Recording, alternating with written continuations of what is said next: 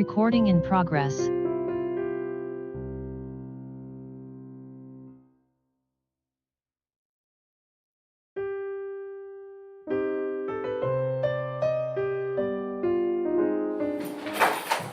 I pledge allegiance to the flag of the United States of America and to the republic for which it stands, one nation, under God, indivisible, with liberty and justice for all.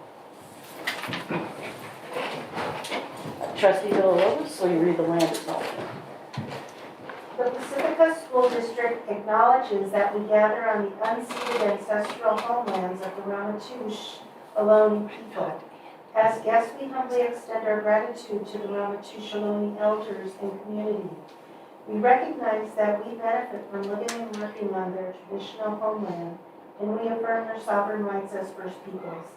As the original stewards of this land, the Ramaytush Ohlone understand the interconnectedness of all things and importance of maintaining harmony with nature.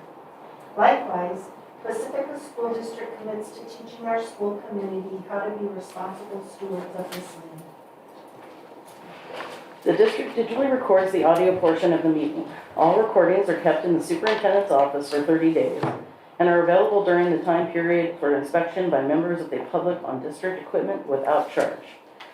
In-person speakers wishing to address the board on agenda or non-agenda items, please complete a request card. I didn't get that. Could you try again? Please complete a request card with your name, address, and the item number and submit it to the board president or the superintendent. You'll be called to address the board and may speak for up to 3 minutes.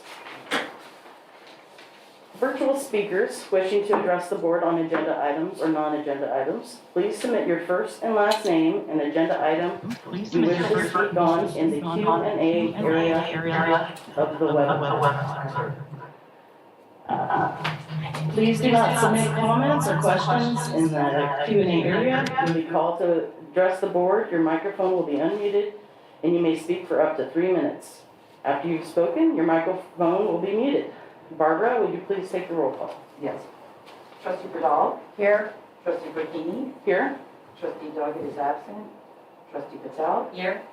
Trustee Villalobos? Here. Thank you. The board met in closed session regarding conference with legal counsel anticipated litigation. Significant exposure to litigation pursuant to Government Code 54956.9 D2, one potential case. The board voted 3 with 1 abstaining to approve this item. B, or next one, matter regarding individual student pursuant to Education Code 48912B. The board voted 4-0 to approve. Public employee performance evaluation, no vote.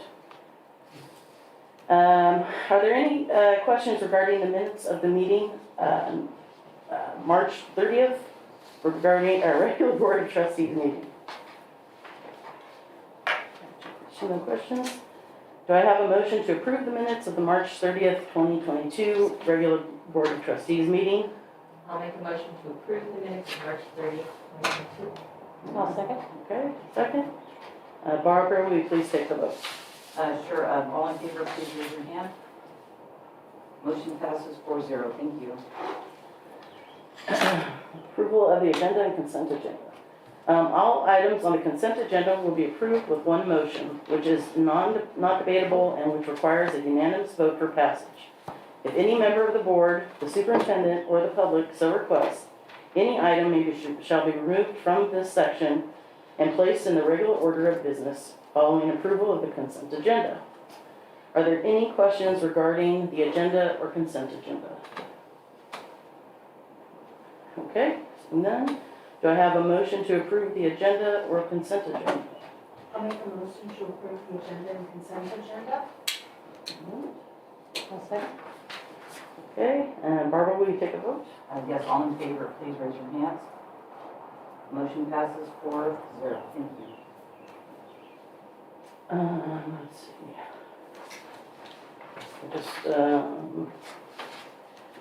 Okay, it's recommended that the board approve the agenda for April 27th regular meeting.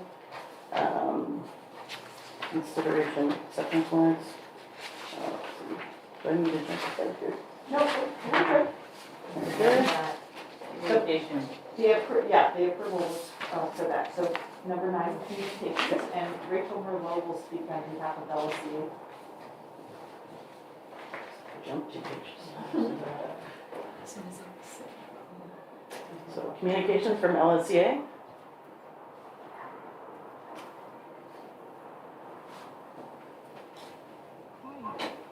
Can you hear me okay? A little bit louder. Can you turn that up? I'll turn it down. Better? Hang on, Rachel. Okay. Oh gosh, I just got so nervous. Okay, hello. Good evening. So, LSC is looking forward to introductory negotiation session with the district next week. We hope that we are able to come to an agreement that meets the needs of the parties prior to the end of the school year. As everyone is aware, the end of the year is approaching quickly. Teachers have been working all year to seamlessly transition students back into the classroom, work on curriculum, and meet their students' social and emotional needs. This has been a lot in the midst of the pandemic, but our teachers have done this job exceptionally well. In these final weeks of school, teachers are quite tired and stressed out. Most of our sites are going to need to be packed up within a very short period of time after the final bell rings for the school year.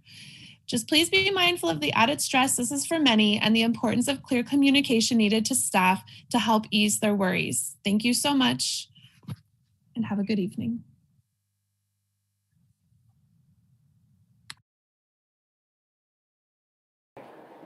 Comment.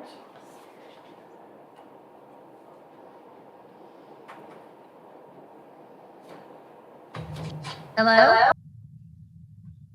Okay, good. I'm using my husband's Apple and my Chromebook, so I think we're good tonight. Okay, you ready? Hello, my name is Nicole Sayers, and I am the president of CSEA. I would like to start off by congratulating Gia Ramsey and Janine Castaneda for being the March recipients of the CSEA Above and Beyond Award. Gia has worked tirelessly with our behavioral students and always goes above and beyond. She is a joy to work with, and we are lucky to have her. Anyone who knows Janine knows she's a gem. Her work at Sunset Ridge keeps things running like a well-oiled machine. She greets visitors with a smile and is always going the extra mile. I enjoy working with her on our negotiation team, and I enjoy seeing her every time I go to Sunset Ridge. I am not sure how Sunset Ridge got so lucky, but I know they appreciate all that Gia and Janine do for their school. I also want to remind you that Chapter 128 is made up of approximately 140 individuals who do different types of jobs. Many of these jobs do not require expertise in technology. The district has expressed an interest in teaching technology skills to our members. CSE is happy to have our members become proficient in technology. However, many of our members are not provided with district professional development days, excuse me, and let alone technology training. Since we are not all proficient in technology, and in some cases do not need technology to complete our jobs, CSEA sees a problem with the district no longer accepting paper applications for employment opportunities. We currently have job opportunities in child nutrition, custodial, paraprofessionals, behavior, OT, LVN, and crossing guards. At least 5 of those positions do not require a lot of technological knowledge. People who may want to apply for these positions need to understand that they need to have access to a computer. They need to go to EdJoin. They need to create an account. They need to enter Pacifica School District into the search bar, then scan through the opening positions, then go to application, fill it out, and make sure it is submitted correctly. It's like 7 steps to apply for a position. Potential employees who may be interested in custodial, paraprofessional, and child nutrition may not have the computer skills they need to find and apply to these jobs. In a district that struggles to pay higher wages, it does not seem reasonable to make the application process this hard for classified employees. Today, I mentioned to the paraprofessionals that I work with that if they would like to apply for summer ESY work, they would need to get online and apply today. No one was interested in applying. In years past, I would simply carry copies of the supplemental application. We would fill it out, and then I'd throw them all into an envelope and send it by pony to the district office. We need to hire qualified applicants. Qualified applicants don't necessarily need to be educated in technology to do their jobs well. They need to know how to work in kitchens, how to clean campuses, and how to support student learning and be able to cross students and parents safely across a street. This technology expectation disqualifies individuals who may be valued employees because they don't know how to apply for the job. This is unfair. It's an unfair expectation, and it feels a little discriminatory. A few months ago, I spoke to you about putting a kiosk or computer station at the district office for future employees and parents to use if they did not have access to a computer. A place where people could see the openings and get assistance to apply. A place where parents could access the district website. CSEA would like to see this sort of inclusion be a part of the district office because it continues the feeling of what we love about Pacifica, which is the inclusion in our community. CSEA loves that the district is, I'm sorry, that was wrong. CSEA believes that the district is moving too fast with their desire to move towards a full technology district, and we are leaving strong classified candidates out. Thank you for your time.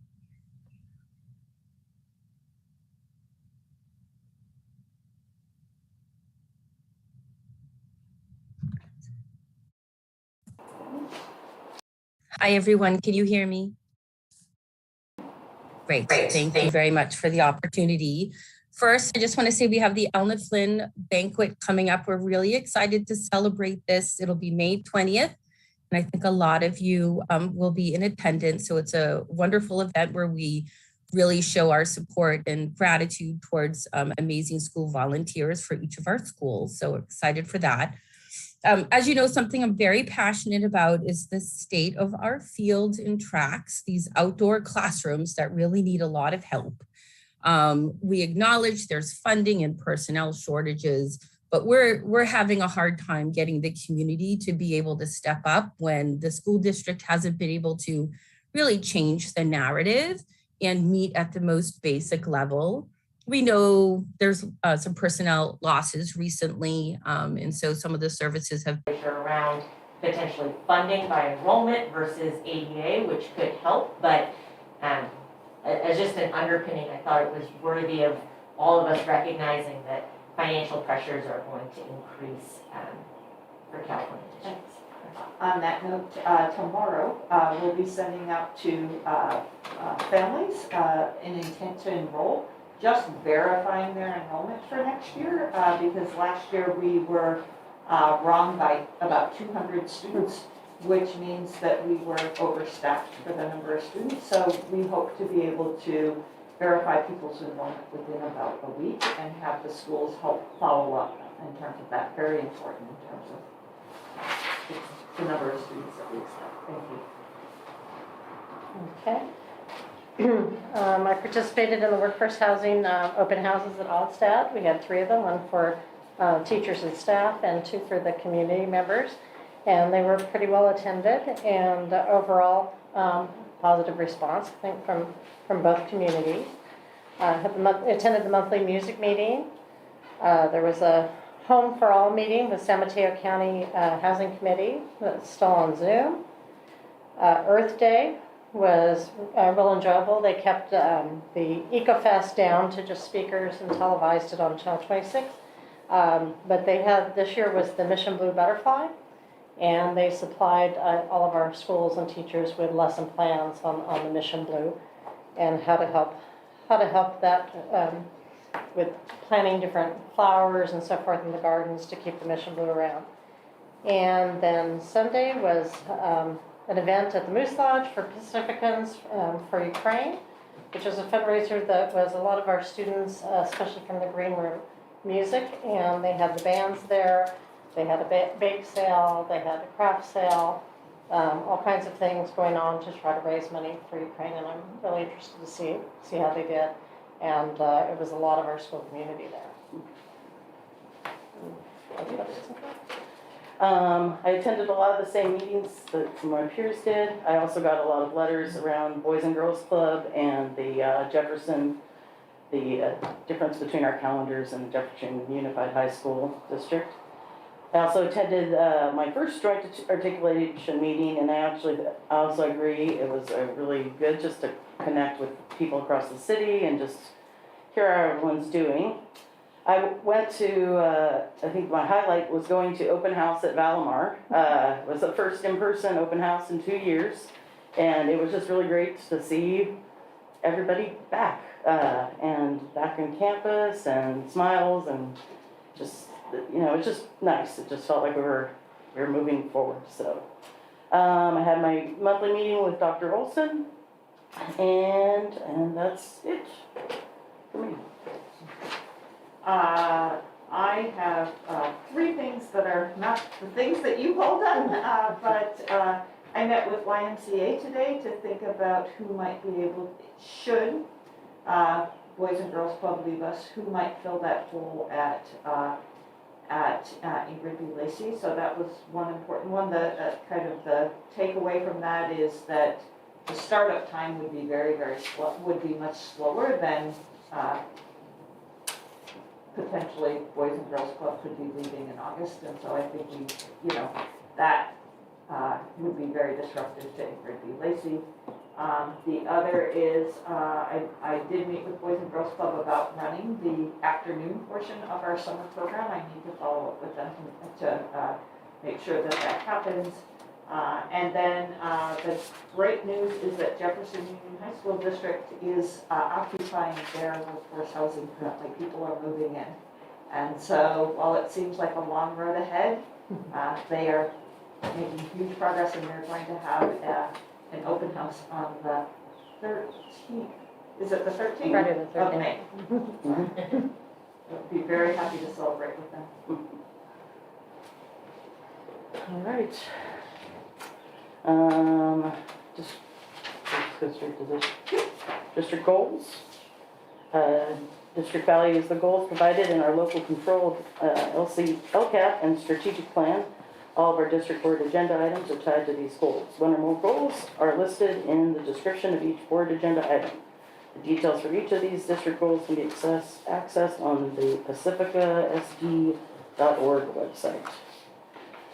So, Resolution 2022-04-27-A, Day of the Teacher and Teacher Appreciation Week, and Resolution 2022-4-27-D, Classified School Employee Week.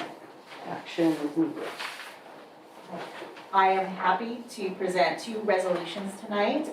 One is recognizing May 1st through 7th as National Teacher Appreciation Week, May 3rd as National Day of the Teacher, and May 11th as California Day of the Teacher. And the second resolution recognizing May 15th through the 21st as Classified Employee Week. It is with pleasure that these resolutions are brought to the board for approval in acknowledgement of the many important contributions made by the teachers, certificated employees, and classified school employees of the Pacifica School District on behalf of all our students and families. We do have 2 resolutions, and if we can share in the reading of them. We will start with Day of the Teacher and Appreciation Week. I can start, and then we can go around. All right. Resolved by the Board of Trustees of the Pacifica School District, County of San Mateo, State of California, that Whereas the Pacifica School District Board of Trustees acknowledges and appreciates that teachers and certificated employees have worked harder than ever to adjust to returning to in-person class and supporting our students in recouping and accelerating learning during unprecedented and challenging times, and whereas the Board of Trustees recognizes the tireless dedication of our teachers and certificated employees who prepare outstanding lessons, collaborate with colleagues, assess student work, provide feedback to our students, and provide our students with encouragement, support, and care they need to thrive. And whereas the Board of Trustees recognizes today's teachers nurture the academic, social, emotional, and physical development of students, preparing the workforce of the future, and whereas the Board of Trustees acknowledges good teaching grows in value and pays dividends far beyond the classroom. Whereas the Board of Trustees appreciates our teachers and all certificated employees who strive to create a learning community that facilitates each student's academic and social emotional growth. Whereas May 1st through May 7th, 2022 has been designated National Teacher Appreciation Week, with May 3rd, 2022 proclaimed as National Day of the Teacher, and May 11th, 2022 as California Day of the Teacher. Now, therefore, be it resolved that the Board of Trustees of the Pacifica School District proudly proclaims its appreciation for the outstanding job performed each and every day by the teachers and certificated employees of the district, who, through their gift of teaching, enrich the lives of all their students. Regularly passed and adopted this 27th day of April, 2022. We have the second resolution, Classified School Employee Week. Resolved by the Board of Trustees of the Pacifica School District, County of San Mateo, State of California, that Whereas the education of youth is essential to the future of our community, state, country, and world, and whereas classified employees are the backbone of our public education system, and whereas classified employees work directly with students, educators, parents, volunteers, business partners, and community members, and whereas classified employees support the smooth operation of offices, the safety and maintenance of buildings and property, and the safe transportation, healthy nutrition, and direct instruction of students, and whereas our community depends upon and trusts classified employees to serve students, and whereas classified employees with their diverse talents and true dedication nurture students through their school years. Now, therefore, be it resolved that the Board of Trustees of the Pacifica School District hereby recognizes and honors the contribution of the classified school employees to quality education in the state of California and in the Pacifica School District, and declares the week of May 15th through 21st, 2022 as Classified School Employee Week in the Pacifica School District. Regularly passed and adopted on this 27th day of April, 2022. So we do actually have to pass it. So, are there any questions? No questions? Would someone like to make a motion? I'll motion to approve the resolutions for the classified school employee week and Day of the Teacher and Appreciation Week. And I'll second. Barbara, will you take the vote? First, Trustee Burdall? I'm Yeah. sorry, all in favor, raise your hand. Thank you, motion passes 4-0. While we're on that topic, is that we have PSD logo wear for staff members, and so we would ask your help in terms of working with the cabinet member at your assigned school. And so if you would be in touch with them, ideally it would be before school or after school. Kai and I often meet at 11 o'clock, and I think that's close enough to the lunch hour that we want to be able to hand people a little bag with the logo wear and thank them personally for that. So we would love to have you join us. All right. Next is the appointment of the Measure O Independent Oversight Committee members. This is the action item, and Speaker is Josie. thank you. Tonight, I'm happy to present some applications to be on the Measure O Bond Oversight Committee. Just kind of want to review what that is. So when we passed the $55 million bond, one of the, per education code, you should have a Citizens Oversight Committee. And so what does that Oversight Committee do? The Oversight Committee informs the public concerning the district's expenditures of the Measure O bond proceeds, They review expenditure reports produced by the district to ensure that the Measure O bond proceeds were expended only for the purpose set forth in the measure. And they present to the board in a public session an annual written report outlining their activities and conclusions regarding the expenditure of the Measure O bond proceeds. So there is a composition of the committee. You have at least one member from an active business organization, one member from an active senior citizens organization, one member from an active bona fide taxpayers organization, and then you can also have members from the various schools. So I'm really happy to report to you tonight that if the board takes action, we will have almost a full committee. It is very difficult to find somebody from a bona fide taxpayers organization. Many school districts don't have that seat filled. And the senior citizens, I have reached out to the Pacifica Senior Center several times and have not yet gotten anybody to volunteer, but I will continue to do that.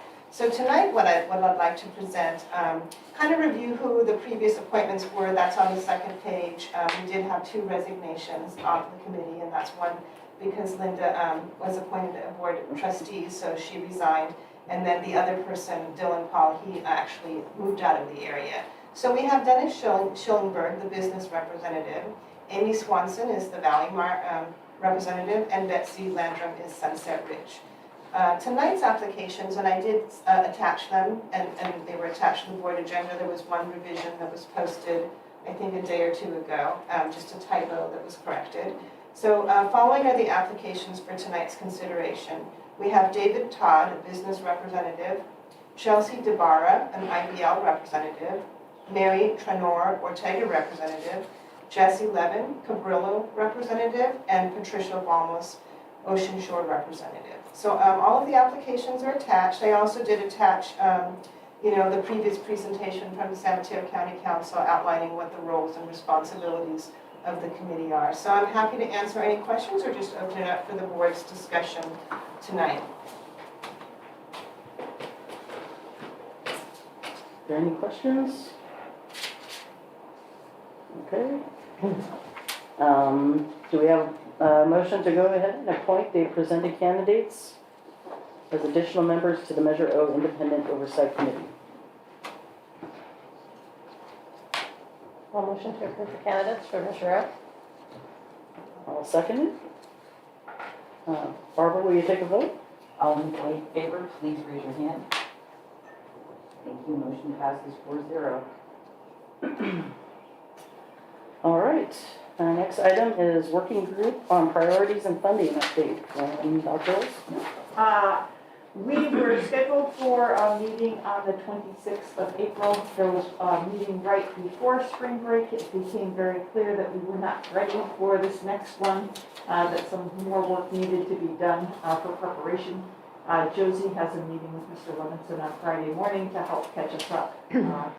I will join them if my schedule permits, but so we have had a number of meetings, and the work is around crafting and clarifying a message around our district priorities. I think one of the things that's coming around from this is developing a group of advocates through clear messaging and being able to understand why Pacifica School District's revenues are lower and what that means. And so an example of that would be we're $1,000, we get $1,000 less per student than the next closest school district in San Mateo County. Well, some people think, oh, it's only $1,000, but $1,000 times 3,000 students is $3 million. That's 30 teachers, or it's 20 teachers and 10 counselors, but that's really substantial. And so trying to understand that in a way that both our staff and our parents can become advocates is not an easy thing to do. I will admit, I think we're struggling with it a bit, and being able to develop an urgency around that is, yes, we know that is true.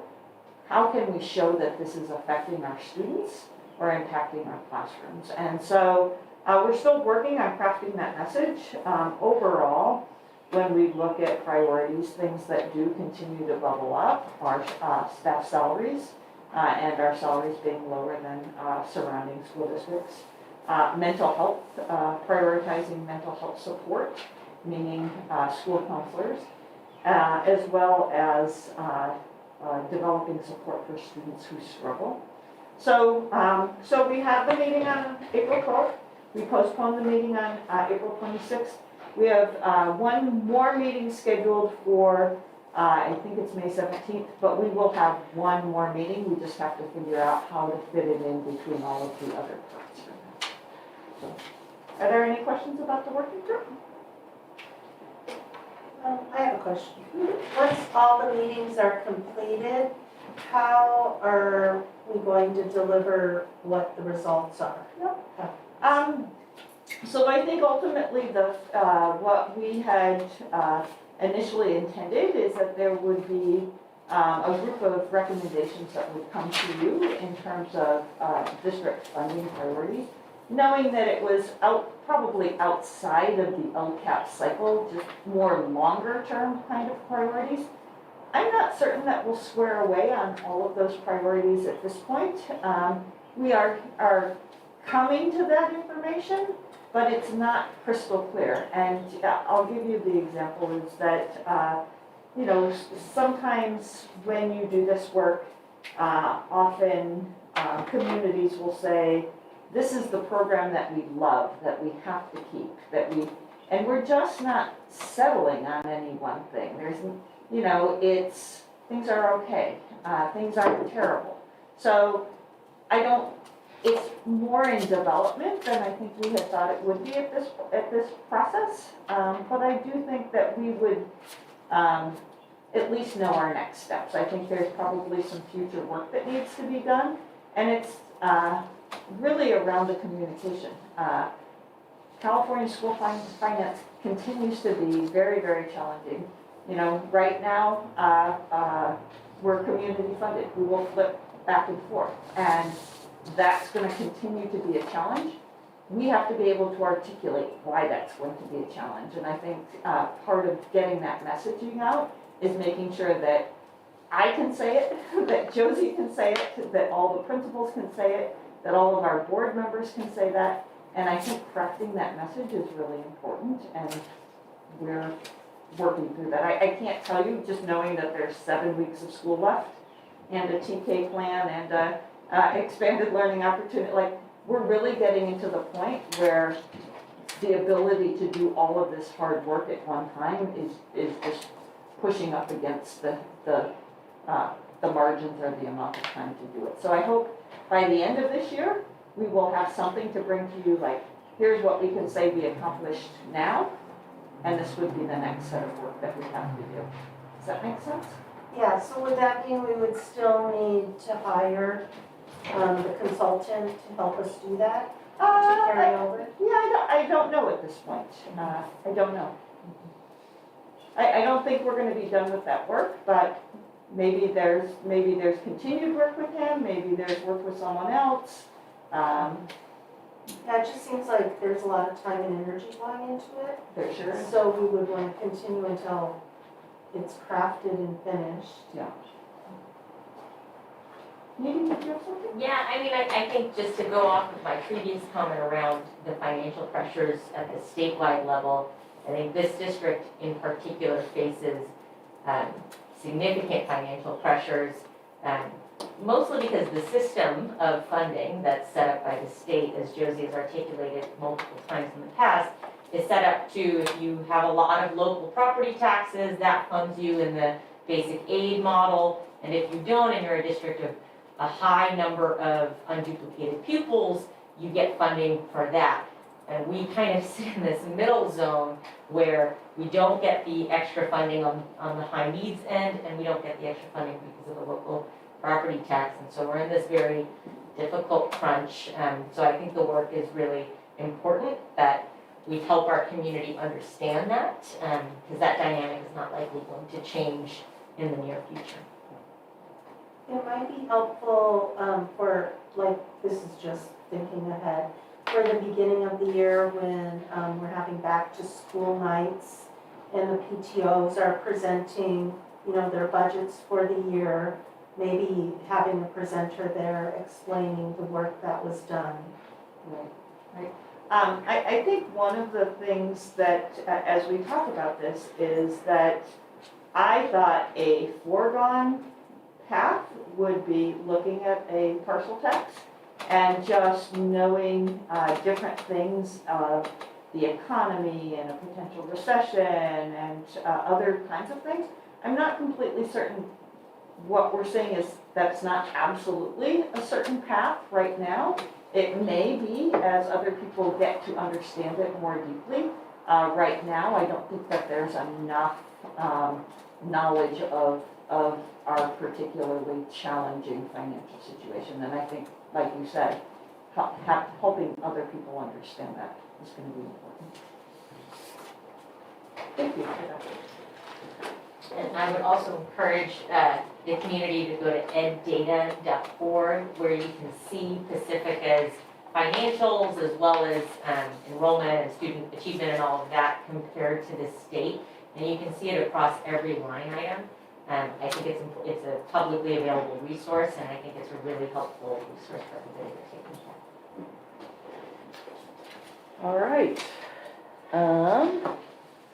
Let's see, got here. Approval to hire a vice principal for guidance and learning at Sunset Ridge. This is an action item, and Carla. It is recommended that the Board of Trustees approve the Pacifica School District to hire a vice principal of guidance and learning at Sunset Ridge School. Pacifica School District sees the need to hire a vice principal at Sunset Ridge to support a systematic multi-tier system of support approach in addressing academic, behavioral, and social emotion instruction and interventions. The vice principal of guidance and learning at Sunset Ridge would be accountable for improving student achievement and positive social emotional development for all students. The vice principal of guidance and learning may be assigned to work a special schedule of 10 a.m. to 6 p.m. and/or additional days to oversee after-school expanded learning student programs that may be held at the school site. The position would be funded using LCFF supplemental funds and expanded learning opportunity program funding. This is a certificated management position that would be paid at the vice principal salary rate and work 194 days during the 22-23 school year. If there is a need for leadership and supervision for the expanded learning opportunity program, there would be up to 11 additional days compensated at the per diem rate. Approximate salary range would be between $109,339,000 to $128,815,000, with an additional approximate retirements and health benefits ranging from $21,000 to $25,000 for a total compensation package of $131,000 to $154,000. Okay, are there any questions?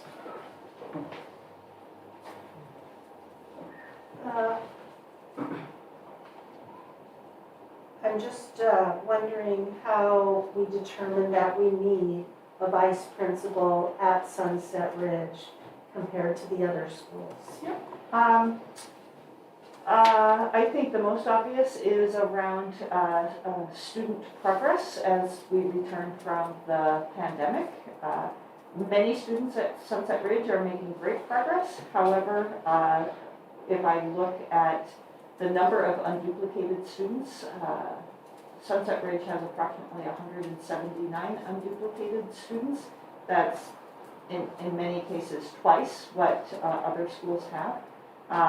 Many of those schools were more negatively impacted. Many of those students are not recovering from the pandemic as quickly as students at other schools.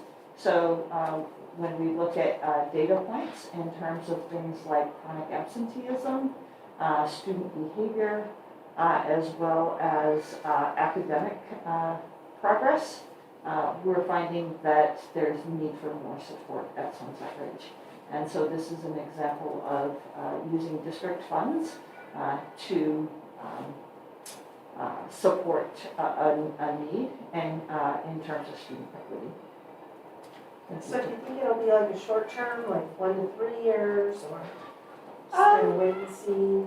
I think it's certainly not, in terms of one of the delays in getting this started is that you don't want to do this for 1 year, because if it's really doing the deep work of being in the classroom, supporting instruction, helping coach teachers with instruction or behavioral supports for kids, it's not something that would be well served in just 1 year. So I worked hard to make sure that we would be able to fund that for up to 3 years, but I would see this as a long-term need if we look at the student population at Sunset Ridge as it currently is. That's a good question. So I was reluctant to make a short-term appointment because this is long-term work. And to do the deep work, we want to make sure that that continues on for several years. Good question. Thank you. Any other questions?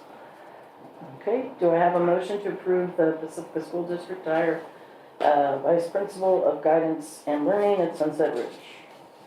I'll make a motion to approve to hire Vice Principal for Guidance and Learning at Sunset Ridge. So, second? Okay. Marco, will you take our vote? Yes, all in favor, please raise your hand. Motion passes 4-0. Thank you. All right. Let's see, next we got approval to hire a response to instruction and intervention teacher. It is recommended that the Board of Trustees approve Pacifica School District to hire a response to instruction and intervention teacher for the school year 2022-2023 at Sunset Ridge School. A job description for the new position of a response to instruction and intervention teacher was developed and a draft was shared with LSEA on April 13, 2022 for consultation. Pacifica School District sees a need to hire an RTI square teacher at Sunset Ridge School. Under the direction of the site principal, the RTI square teacher may coordinate and schedule English language arts and or mathematics interventions for students, communicate which interventions are needed and used for the direct instruction, work collaboratively with teachers and paraprofessionals, train staff on the use of research-based interventions, model lessons for teachers, serve as a coach, monitor student progress, and deliver targeted instruction during the intervention to identified students based on data. This is a certificated position that would be on a teacher salary schedule and a teacher work schedule. This position would be funded using the site-based LCFF supplemental funds. Approximate salary costs would be between $54,363 and $90,543, with an additional retirement and health benefit costs between $13,000 to $22,000, for a total approximate compensation package range of $67,953,000 to $113,178,000. Right, are there any questions?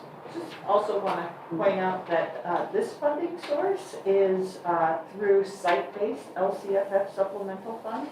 So each school receives $800 per unduplicated student that they have. Sunset Ridge has the largest number of unduplicated students, approximately 179. And so that generates enough money to have a full-time intervention teacher. I've actually had a few people ask, could we have that at our school? And at Sunset Ridge having the most number of unduplicated students, but $800 per student is enough to make a difference in terms of an actual intervention. And so other schools could use their supplemental money. They may not have enough money for a full-time teacher, but that would be something that they could use those funds for. Any questions? Yeah, I know this is, it's not like a caseload type of role necessarily, but it would seem, given the number of unduplicated students at Sunset Ridge, that the potential number of students that this role is supporting is quite high. So the two questions that I have is one, enough? Are there additional supports needed for those students? And then two, I'd be curious, as this role comes on board, what we're learning as the most effective strategies for intervention and support. It's always great to have more people supporting students, but really understanding what works and what works most effectively, I think, is important as we hire new roles like this. Just to answer your question is, are there additional supports needed? I think there are. One of the changes that was made when we were not seeing the progress in student success was looking at all of the students having an individual personalized instructional package for both language arts and math, and they are using that. I think they're seeing some progress with that, so that's one piece. Is it enough? We don't know, but I think between having a vice principal and having the RTI teacher, that would be a good first start. And then looking at putting those in place, and then looking next year what supports will be needed. Needy, and I think a part of the job description here that will really make an impact is the coaching and the modeling with all teachers, because all teachers are responsible to do response to instruction and intervention. So having one person solely focused on that will help all staff. And then if they do deliver targeted interventions, it would be for the highest, neediest students. And then I think the intervention specialist or teacher would help looking at the data and support teachers in analyzing and making groups. I think that would help a lot. Are there any other questions? All right, do I have a motion to approve the school district to hire a response to instruction and intervention teacher at Sunset Ridge? I'll make a motion to hire a response to instruction and intervention teacher at Sunset Ridge. All right, I'll second. okay. And Barbara, would you take the vote? Yes. All in favor, please raise your hand. Thank you. Motion passes 4-0. All right, another one. Approval to hire administrator of special projects and approval of job description. It is recommended that the Board of Trustees approve Pacifica School District to hire an administrator of special projects for the school year 2022-2023. A new job description for the position of an administrator of special projects was developed to address specific needs for the Pacifica School District for the development and implementation of district plans and programs during 22-23 school year. This will be a one-year position for the 22-23 school year only. Pacifica School District sees a need to hire an administrator of special projects. Under the direction of the superintendent or her designee, the administrator of special projects will support district initiatives across district departments. This position would be funded using primarily one-time funds for planning for transitional kindergarten and expanded learning opportunity program funding. This is a certificated management position that will be paid at the school principal salary rate and work 205 days during the 22-23 school year. And there is additional information regarding approximate salary and benefits. Right, are there any questions? Given that this is a time-bound position, I'm curious if it makes sense to have, like in a contractor role, there's usually deliverables or here's what's expected during this time frame, versus a set of duties. I wonder if it makes sense to have, and here's what's expected in that time frame. Not so comprehensive, understanding that special projects is by definition a little vague so that it can do a lot of different things. But if there are specific activities like launch the transitional kindergarten, things like that, that we can articulate.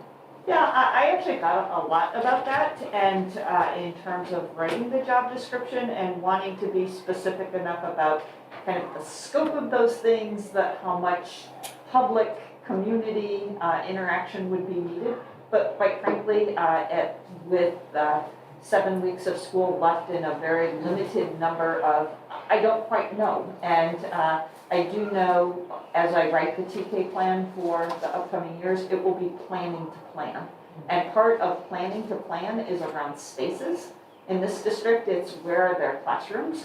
So we know that we have Sunset Ridge and Ortega It's also time now to have some TK classes at some of the K-8 schools. And that comes down to where is their room, how do we make spaces? You'll see in the upcoming presentation on the work that's happening this summer in the construction. Again, that comes down to spaces. So it's actually easier to be more vague than to be more specific, which just indicates how desperately we need one more person to help us define those things. So I actually thought a lot about that. Thank you. Are there any other questions? All right, do I have a motion to approve the hiring of administrator of special projects and the related job description? I'll make a motion to approve. I'll second. Barbara, will you take our vote? Yes, all in favor, please raise your hand. Motion passes 4-0. Thank you. All right, Measure Bond update, summer work information from Josie. Okay, thank you. And we do have the presentation up on the board. Now, if you can just move it to the Is there first. any chance that, Thank you. we might, so Elizabeth can't see it in that spot. Is there any chance? I'm gonna get it up there too, sorry. Okay. Just give me a second here. So we have heard from Cece a few times this year as far as the Measure O bond update in totality. What we're looking at now is really just the summer work, what we're going to be doing over this coming summer. I'm just going to give you a moment for her. Oh, good, she can see it. We can move forward. Okay, good. Yeah. Let's move forward. Come on, move forward. There you go. So Measure O, Future Forward Updating Pacifica School District, and I love this picture of our little preschoolers. It really shows you why we're here and what the goal is for this summer is really to enhance the learning experience for our students. Go ahead and move forward. The facilities master plan is a living document. It does meet the changing needs of our students, and we're doing this summer to have safe facilities conducive to student learning. So what we're going to go through now is a summary of what we're doing this summer by school site. We're going to talk about what we're doing to the building, what we're doing to the site grounds, and there is a lot going on. So going through each slide, rather than reading the projects, we've kind of highlighted one project per site that we feel is important this summer. And they're all important, but just kind of to highlight different ones per school. So at Cabrillo, we are replacing the carpet with that new rubber flooring in the A, B, and C wings, and that's going to be a huge improvement for us coming back in the fall to a clean classroom, easy to clean floors. We're really excited about that project going forward. You can go ahead and move along. Please stop me if you feel like I'm going too fast. It's just there's a lot. I don't want to just read the slides to you. Outside at the summary of site work at Cabrillo, we're going to be doing the outdoor improvements at the daycare portables. You know we've needed a lot of work in the daycare portables at Cabrillo. So we're going to be clearing the site, grading, paving, some new fencing and gates, new service gates to the existing fence. So and you look at Cabrillo, those two lists, there's a lot going on at Cabrillo this summer. Yeah, we're looking at also possibly having Spindrift on campus. So we have a lot. We're excited about all that work, and it is a lot. We can go ahead and move forward. Ingrid B. Lacey is one of the schools where we probably have the least amount of work this summer. But one of the highlights here is the admin office improvement. It's the first thing you see when you come up to the school site. So remodeling that space for the parents and community as they enter the new foyer. They're going to have a new door buzz in the system and new storefront windows. I'm sure you've seen the front of the school and the rust in the windows. So that is one of the biggest impact improvements that we wanted to highlight for Ingrid B. Lacey. At the site work, there's going to be some existing concrete sidewalk modification. Again, when you drive up to the front of the school, we really need to upgrade that passenger loading zone. And so that's going to be another really good improvement for that site. Ocean Shore is another school that doesn't have a huge amount of work like Cabrillo, but there is work going on, and the existing kiln room upgrade is one of the areas that I think is really exciting for the staff and students to have that upgrade. It's been a long time coming for that site. And then at the site work, We're going to have finally the installation of the new playground equipment and safety servicing, and we're going to have that sandbox removed. If you've been there, you've seen that sandbox that when the water comes in, that was really bad. But we're going to have some really nice synthetic turf installed in its place. And then Ortega, we wanted to highlight just, the single stall restrooms in the existing classrooms, B12, B14, and C26. You can see there's a lot of some duplicate work from the other sites, but a lot of other work also going on at Ortega School this summer. And then go on to the site work. This is a big one that I know we've had a lot of discussion about for a couple years now, so we're really happy that we're going to have the parking lot ADA improvements, including the new concrete stairs. So that's really going to enhance the access for parents coming up that area way and being able to have that ADA access. Sunset Ridge, another school that has quite a bit of work going on this summer. We wanted to highlight the remodel of the 2 hallway spaces in 2 rooms and remodel 1 hallway space in 2 rooms with a single stall restroom and a pull-out room. And then site work. Another big modification that has been difficult over the years is the parking lot at Sunset Ridge. So having that ADA improvement and some parking area modifications and the new concrete ramp from the street sidewalk to the school is a huge improvement for that school site, coming in the mornings and going in the afternoons.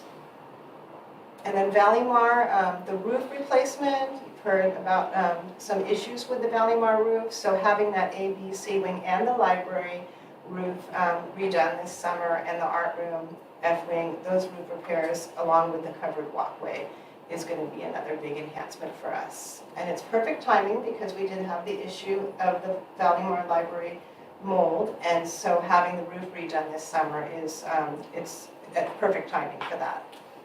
And then site work, we didn't really highlight anything for Valleymar because Valleymar, in addition to the summer, we're going to have some fall work going on, and so we just wanted to list those things for you because there's really no end in the summer work at Valleymar because of the portable classrooms are going to be set up, and the entire D wing is going to be vacated, and Cece's going to put some temporary classrooms up, and you can see the dates there.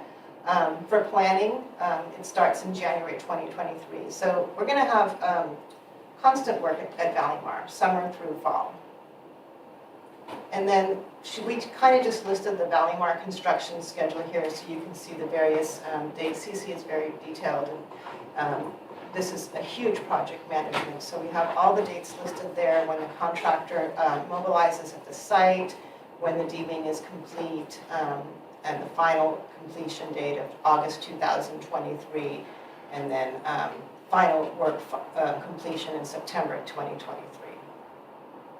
And then technology, just a quick summary. The technology is ongoing, but of course during the summer we have a lot of work going on with technology as well. We did have that original request for proposal for the network infrastructure, and so the cabling will be completed this summer. Some outdoor the AP installation at all sites will occur this summer, the security cameras, and our domain upgrade. And all of this work is also being coordinated with Cece's work and our summer cleaning work as well, which we'll get into as we go on a little bit. So you can go on. So moving, I think Dr. Olson has sent out some updates. We do have professional movers who are going to come and pack and move items. Staff responsibilities will include unpacking the boxes after all of the construction is complete and the classrooms are ready. And we do want to provide support we're going to have district office support on hand. It's going to be a very busy summer. We're going to provide professional development. Will be asynchronous, so teachers will have more time in their classrooms. And there will be up to 5 hours of extra time for unpacking. It is a big task that we're taking on, so we want to provide as much support as possible for the staff during this time. So district-wide summary, there is work being done at 6 school sites, and it's an extremely tight construction schedule. And as you saw, some of the work will continue into the fall. We are asking for the cooperation of all the school site teaching staff. We're looking for flexibility from people as much as possible. Custodial staff may be asked to move around a little bit if there's no areas at their school that they can clean at a time, then we might ask them to help at another school. They might have to just clean the areas where the construction workers are not working on. It's going to be challenging, but you know, we're happy that our custodial staff are willing to be flexible. We'll offer overtime as needed and try to get in some extra subs, maybe bringing in a cleaning company to assist at the end if we feel like we're really up against a deadline. So we are looking at some creative ways to prepare now. We're looking at how can we help people, you know, be prepared for the packing and the moving, maybe bringing in some bins so people can start going through outdated items, and just provide assistance to staff in removal and disposal of items. So we really want to be here to support the staff. It's going to be a big lift for everybody. And you know, the district office staff are also willing to go out and help as much as possible. So any questions? I know that was a lot of information in a short amount of time, but we just wanted to share how much work is being done this summer at all the school sites. Are there any questions? Thank you. I mean, I liked how you broke it down. The only thing that pops out to me is the 5 hours of support for packing or for unpacking. I'm just wondering if that's enough time. I'm just thinking of how much work it is to move and then unpack, and it's a lot. So I'm just wondering if, you know, that's enough time for, or additional time in funding to help them. Yeah, I think one of the things that is challenging to do is you can't make a solution for everyone in every situation. There may be a handful of people that need more support than others. And so I think if we start now and start to think about thinning out some of those items so that not everything necessarily needs to go into a box and needs to get unpacked, that's one thing. Anything that can go in the teaching wall doesn't need to be moved to a storage container. So that's kind of the other piece to that. The 5 hours is in addition to the Monday and the Tuesday, so it's not just 5 hours. It's, you know, depending on the little bit of asynchronous professional development, but, you know, there probably should be a good 10 to 12 hours between Monday and Tuesday of work days that people would have in their classrooms. So the other part that we've talked about just a little bit is that we also have to get past, and I will send something to parents, to recognize that the start of this school year is not going to be the perfect start. You know, we've now gotten through the pandemic and we realize that you can have school on the computer, and then you can have school at school, and then you come back to school and it looks like a bunch of different things. But the perfect classroom setup, you know, someone said, what happens if it's not ready? And what I know across 6 sites is there will be something that's not done or not ready. And people say, what's the plan for that? Well, we have to find out what we need. Like, what don't we have? What do we need to do? How do we make those adjustments? And we would work with staff to, you know, make those adjustments as needed. So I think at this point I feel comfortable with 5 hours. Not everybody's going to need the 5 hours. Some people won't need that. But I think to do more than that without really recognizing what that need is doesn't seem like that would be prudent either. It's really around unpacking the boxes and getting the materials out there. So I wouldn't, in most cases, see that as being much more than 5 hours beyond the 2 additional days that people will have in the classroom. Other questions? Yeah, I have, so just a couple of acknowledgements. This is an incredible amount of work, Josie, with you and CC, and great organization, takes a lot of planning and detailed work, so kudos to putting it all together in a quick time frame to get it done this summer. So great. And I know that the teachers, as expressed today during the board meeting, are under a lot of pressure to support the upgrades that are happening So a couple of questions that I have is, one, are there opportunities to leverage like volunteer organizations or something just to provide extra support? I know when I was a teacher at San Francisco, a bunch of Salesforce employees came in and they helped make my boards and things like that, which was just good to have volunteer help if that's possible. And then the second question is around the contingency planning. If and likely when there are things that don't finish exactly on schedule and on time, is there a way that we can articulate when we would be making the call that if the contingency plan is virtual learning, and when would we make that call? Would it be, a week before, just so people have a sense of, So virtual learning can't be part of our contingency Oh, plan okay. at this point. That's not a legal school day valid version of that.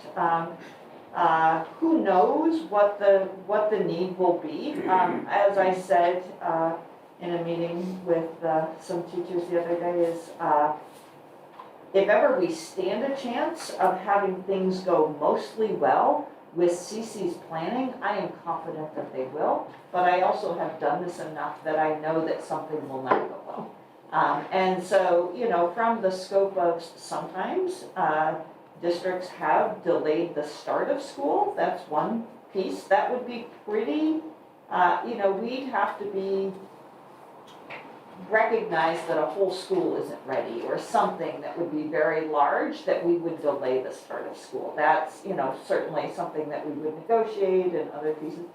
I think what's much more likely is that one or two or three, a handful of rooms won't be ready. And then how could we make plans around that? That would probably be a more likely possibility. So you can play with days and time, or you can move around with spaces. And so what's kind of an interesting thing about this is that every school's a little bit different in terms of what it needs. Like Ocean Shore was mostly remodeled with new flooring as a result of their flood. Their outside is going to be inaccessible. So it just really depends on what is the shortage. And but I think, we're hoping and planning for things to go very well. I also don't want to discount, this is coming at a time that no one has any extra anything, right? You just don't have anything left to give. Everyone is depleted. This is such a hard time. So we want to acknowledge that and, recognize that this is teachers, this is principals, this is us, this is board members. We are at the end of this in terms of having anything to give. So I wish that it wasn't at this time, but it's important to use these 9 weeks that we possibly can. Elizabeth? Just real quick, Ortega with the work on the parking lot, is that going to include dealing with that tree root that's not, so many cars on the exit to, I know you're talking about the ADA Yeah. parking spaces, I will check on that. but when you exit the school, Yeah, I know you what can tree. bottom out the, yeah. Oh, I know exactly what tree you're I talking think most of about. the parents with low wheelbases probably know that tree very well. I will confirm that and let you know that. Because I'm assuming those trees would have to be, the roots would have to be cut and everything, so it's not a small job. No, it's not, but let me But confirm it'd be a that. shame to fix all that up there and then have that on the And way leave the tree root. Okay, good, that's a good point. And if everybody's ready, I have two things. One, I was just curious where the portable classrooms are, and then the storage at Valimar. Where's the plan to put all those classrooms while viewing? So I can get the maps for you, I have pictures, it's behind the D building. So mainly on the basketball court, Yeah, so Okay. it'll be, yeah. and then the storage also. I think the storage is also up there, Okay, but I know that the portable classrooms will be placed back there. okay, because I know there's a lot of interest in that. She is so, area. you would not believe the maps that I have, that she is so detailed. We have a list of everything. That was a very summarized summary of what I put up there. But I have very detailed everything with maps that I could share with you. Okay, excellent, Yeah. thank you. Color-coded maps. Right. And then my other thing is, because we just have passed a resolution about Teacher Appreciation Month, or week, that, this might be a good time for PTOs and parents to reach out to their teachers and say, hey, I hear you have a lot of moving to do between now and the end of the month. Can I come in here and somehow help you? I think it would be appreciated, and it's just a nice, easy way to kind of piggyback on what we were talking over here, just getting extra hands in there. So I just think that might be great. So if anyone's listening, that might be, reach out to their teachers and see what they need. All right, so. Can I just build on that? Yes. Which I think that just in this time of stress, that I think about how to make a plan that works for people is I think we just have to keep asking, how can we help? Like, what can we do to help? That's the piece, is that there's no easy answer for something that helps everyone, but I think as a staff appreciation gift, that's a great idea. How can we help? Right. Okay, so I guess we're moving on to the facilities maintenance and operation update information. Thank you. Tonight we want to just give you an update on what our FMO department really is and what they do. So go ahead and go forward. So just an introduction to our maintenance and operations staff and what their responsibilities are. They assist with our day-to-day repair and upkeep of our facilities. There's 8 sites, and that equates to about 103 acres of property that they oversee. So we do have a work order system called School Dude. It's an electronic system. And just so you know how it works, the principal will enter a work order, and it's assigned by the administrator, and then it's received by a maintenance staff. And they all have their Chromebooks, and this software also works on your cell phone. And then once the work is complete, they can mark it and they can close off the work order. And the principal can see in the work order system the status. So if they submit a work order and it's not completed right away, there's actual journal notes that the worker can type in and say, oh, I'm waiting for this part to arrive. And there's kind of like updates that you can put in the system. And we do have work order reports that we review weekly. We have weekly maintenance meetings, and that's a time when they can ask for help with their work orders and kind of talk about what parts are missing and where they are with different projects. And we are working on getting some additional training for the work order system. It is a new piece of technology in the last couple of years, and so we want to do ongoing training with them on how that system works. And then facilities maintenance, the categories of facilities maintenance and operations, just kind of an overview. We have routine maintenance, which you see through the work order system, and fire life safety is always the priority. When a principal puts in a safety work order, that is highlighted as a high priority and moved up to the top. We have preventative maintenance. Examples of that would be like replacement of items at scheduled intervals. The most important thing this last year was the MERV 13 filters. We put it on a 3 to 4 month replacement cycle, and so that would be an example of preventative maintenance. And then the work orders is the daily requests by school sites. Operations is really your custodians, your site custodians, and all the supplies that go into them getting their work done. And then the other category that we don't talk about very much is deferred maintenance. It's a weird name, deferred maintenance, because it sounds like you're just putting something off, but really what it was initially set up by the state was to fund projects, and the state used to require school districts to make a 5-year deferred maintenance plan. And when they, as part of that, the state would fund $120,000 to Pacifica. It was a different amount for different school districts, but our amount was $120,000. And then we were required to match that amount and put another $120,000. It's in a separate fund called a deferred maintenance fund. And the 5-year plan would consist of things like, in year 1, we need to paint Ballymar School. In year 2, the asphalt needs to be done at Cabrillo. So it's a very detailed plan by school site, and it was submitted to the California Department of Education. I think it's OPSC, the Office of Public Construction. So that plan is no longer required. It went away with the LCFF funding, because then the state said, we're no longer doing this. It's really up to you now. It's local control. And we'll talk a little bit more about that as we go through the presentation. The last category is our facilities master plan, Measure O. Not really going to get into that in this presentation because that's a whole separate presentation that we've discussed.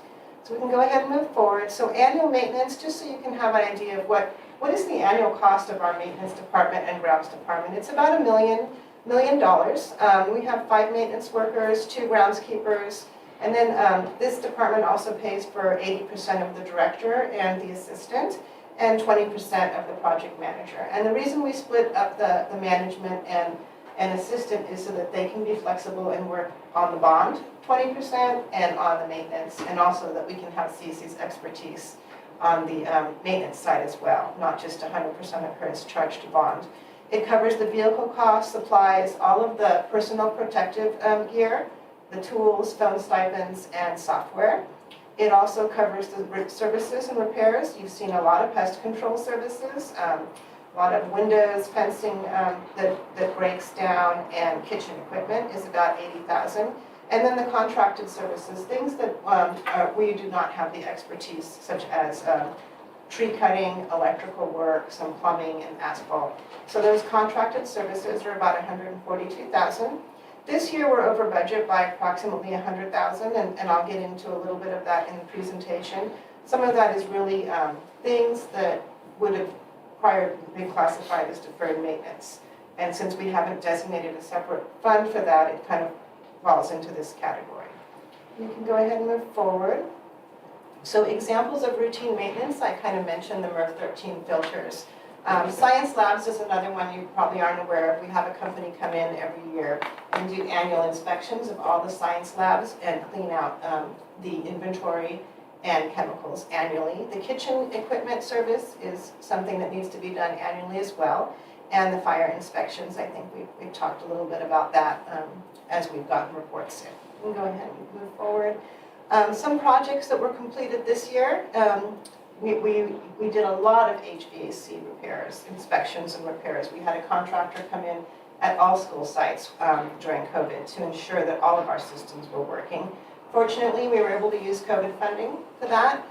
Tree maintenance is something that just comes up. You see Pacifica, all the trees, the storms, the tree roots, all of those things. We spent $50,000 this year on tree maintenance out of the maintenance budget. The grounds contracts comes up here and there, like we do tick abatement, things like that. And that was $20,000. We're looking at continuing some contracting services right now because we're short-staffed. Fencing is just constant, the fencing repairs. People cut the fences, they break down. We spent $50,000 on that. District-wide plumbing, that's another area. This excludes the Cabrillo project, which is on another slide, and we just completed it this past week. And then pest abatement varies, but this year it's $30,000. The IBL track and the Ocean Shore Field, fortunately, were funded with COVID funding. Go ahead and move forward.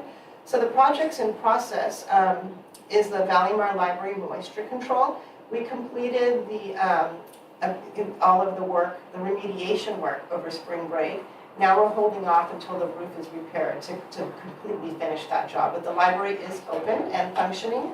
We just need to have that roof repaired over the summer.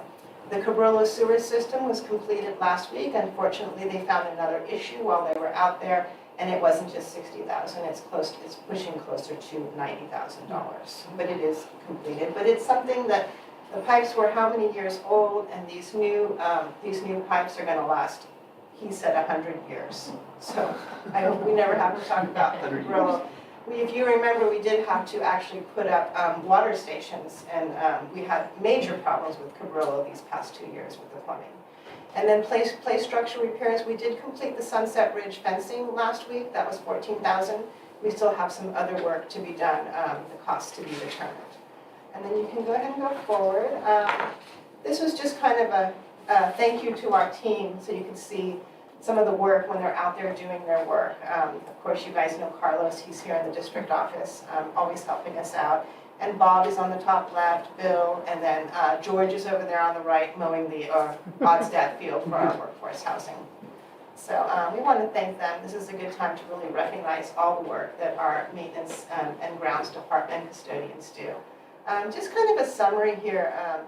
The district exceeds the 3% requirement for routine maintenance, so the state requires that we take 3% of our LCFF funds and put it into this budget every year, and we have exceeded that.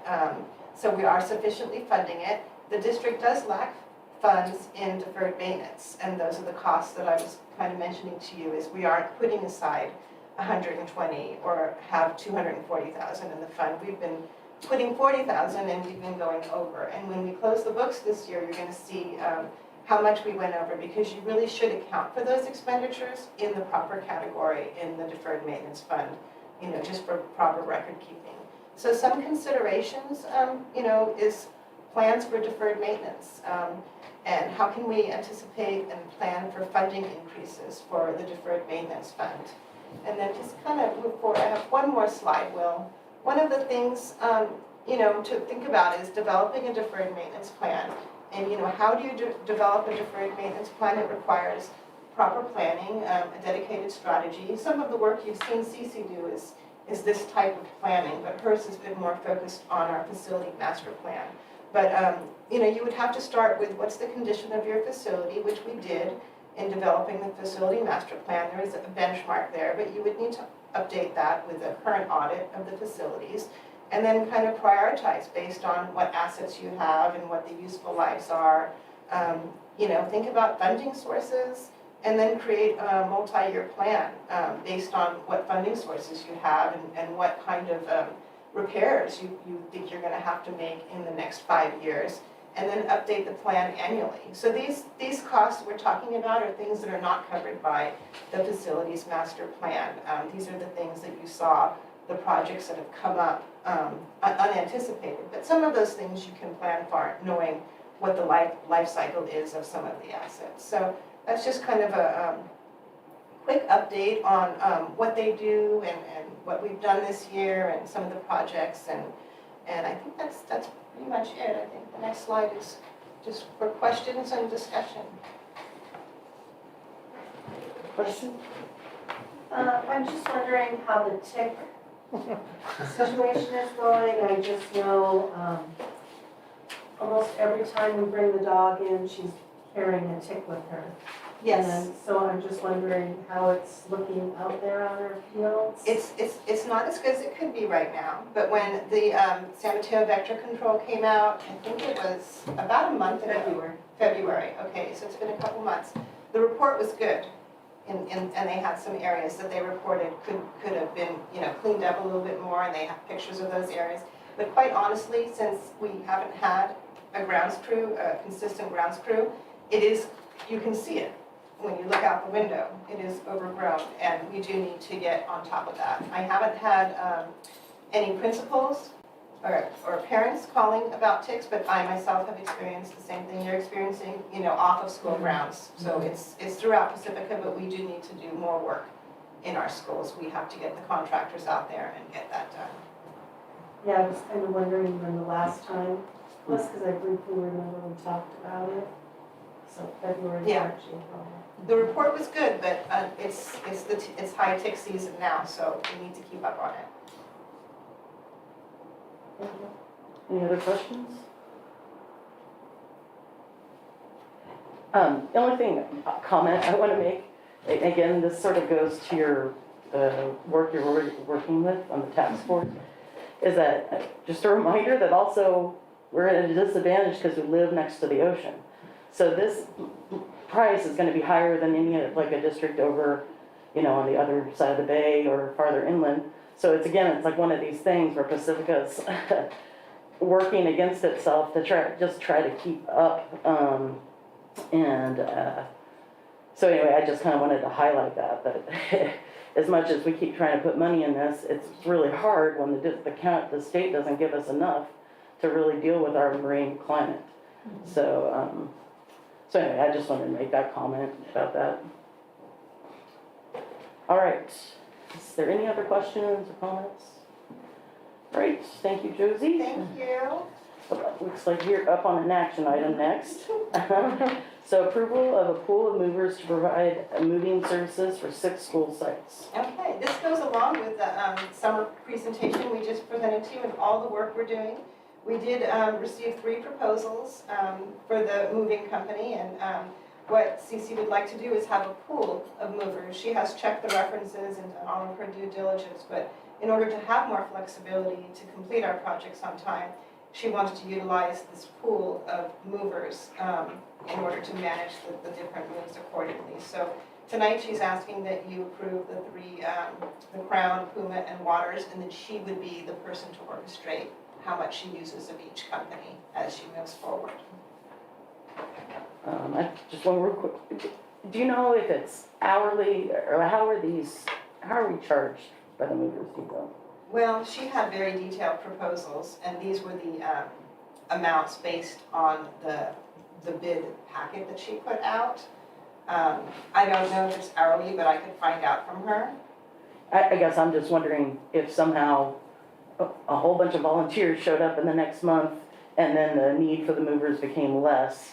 Is there any back end move on that, where can we I do think that? for the, for the big things, I think the volunteers are good for helping, dispose of things, obsolete things, and maybe help organize things for classrooms. But for the big furniture and everything, we really want professional movers. We're going to take photographs and really, keep track of everything. So I think that she will be able to utilize them, of course, keep the costs down as much as possible with what we can eliminate before they come.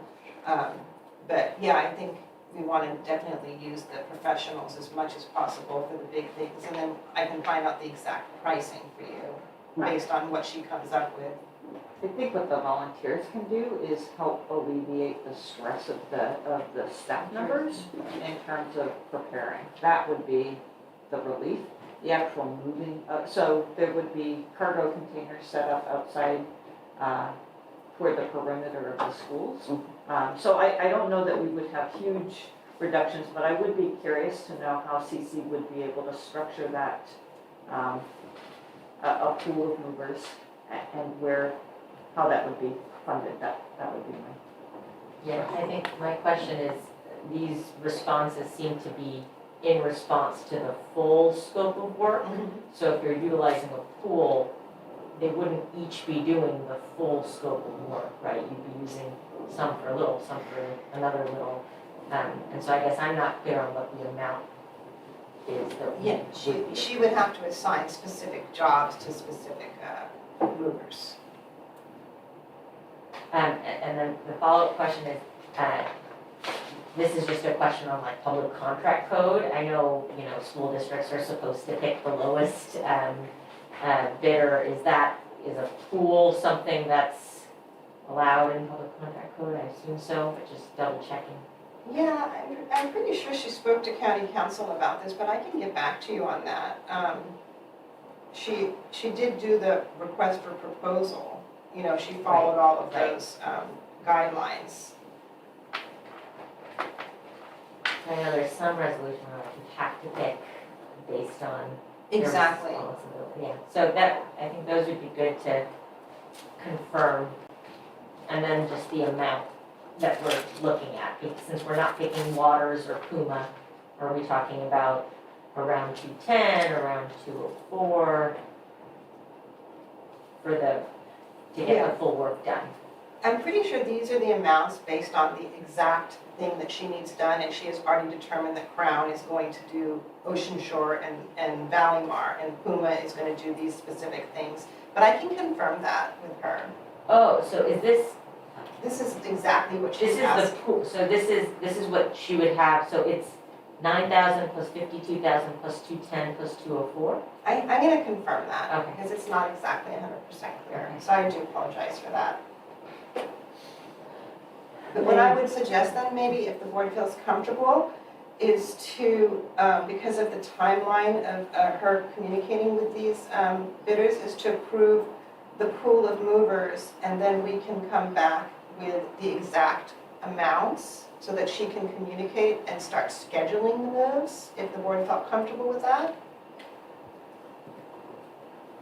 Yeah, because it's an action item, Right. so we need to Right. make some decision.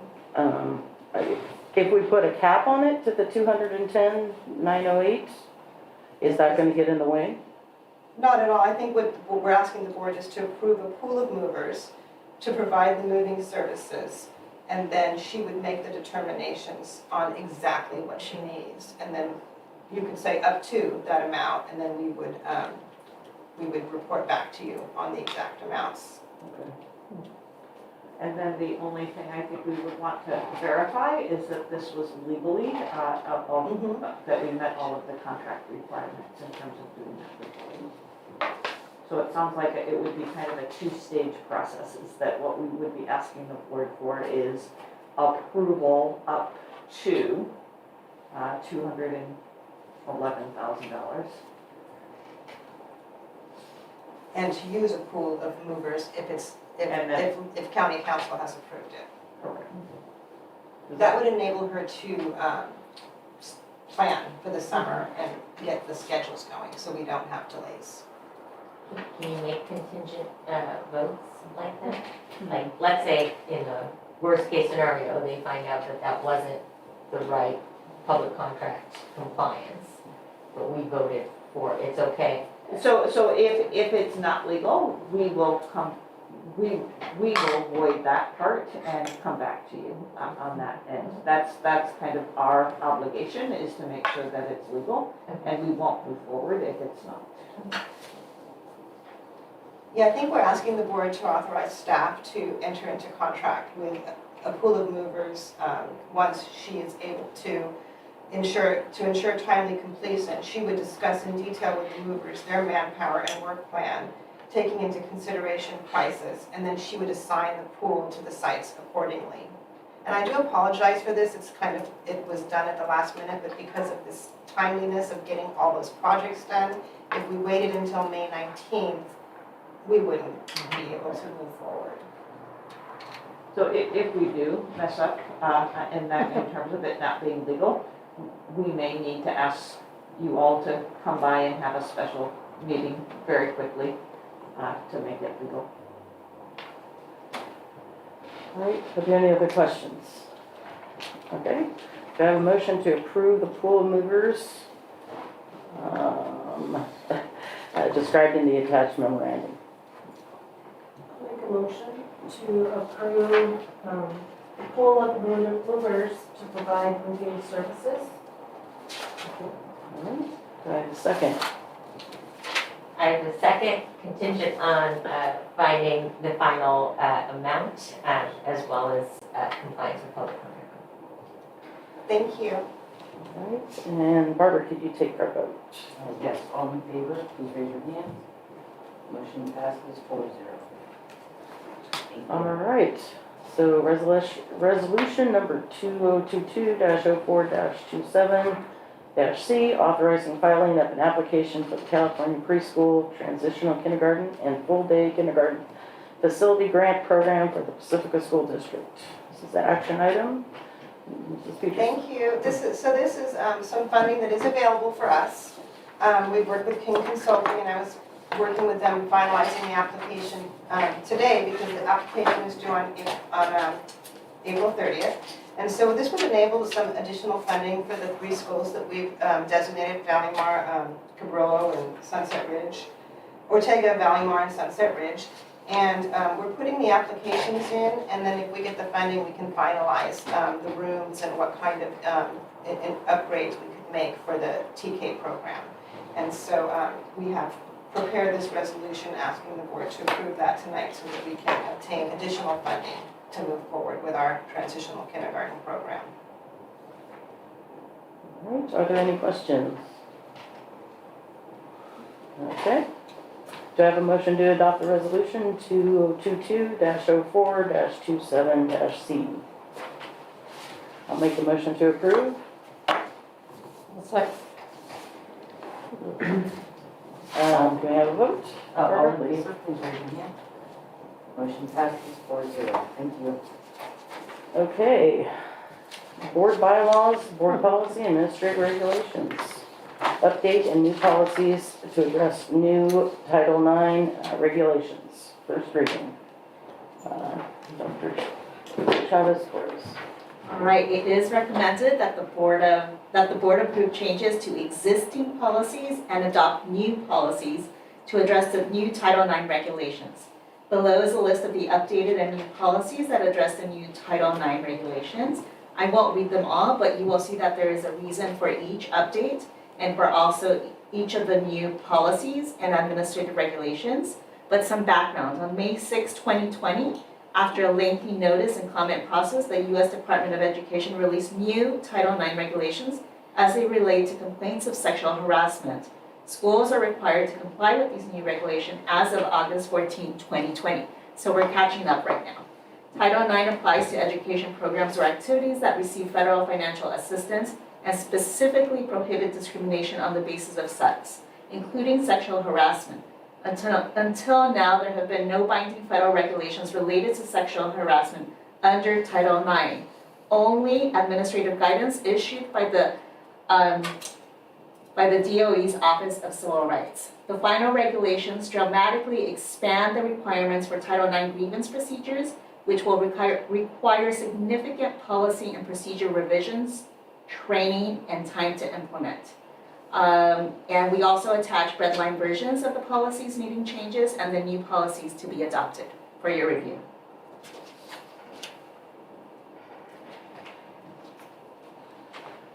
All right, this is just information. Are there any questions while we're on this?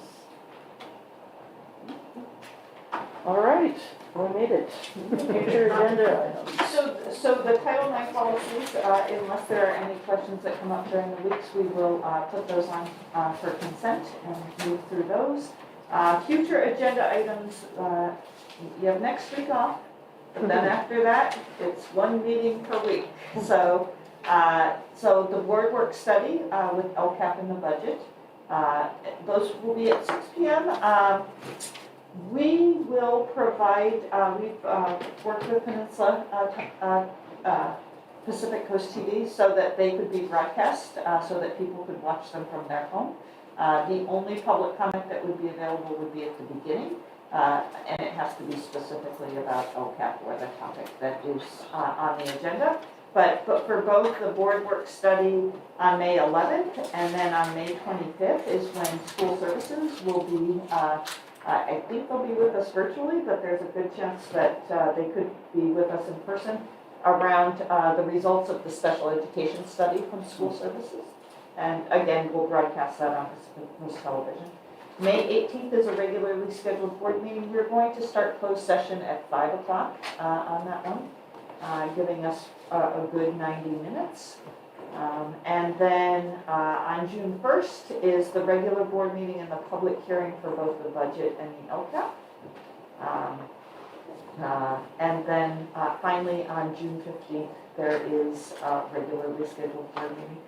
There is a board meeting scheduled in July, and typically by mid-June, we do often cancel it.